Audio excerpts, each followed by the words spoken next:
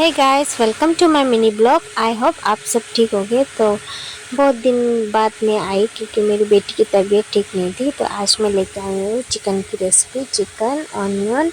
और यहाँ में मसाला जैसे गोटा जीरा, धनिया, गरम मसाला, ये सब आपको टमाटर सब डाल के पीस लेना है। तो यहाँ पे तेल गरम कर लेना है। अभी आपको यहाँ पे प्याज डाल देना है। तेल गरम होने के बाद उसका प्याज जब गोल्डन ब्राउन हो जाएगा तो इसमें आपको पिसा हुआ मसाला डाल के अच्छे से भून लेना है जब तक वहाँ से मसाले से तेल नहीं निकल जाता। उसके बाद यहाँ मेरे हस्बैंड ने चटनी बनाया भिंडी और बीन्स का, बहुत टेस्टी होता है। आप लोग बना के खा के देखिए। तो देखिए अभी मैंने मीट उट डाल लिया है।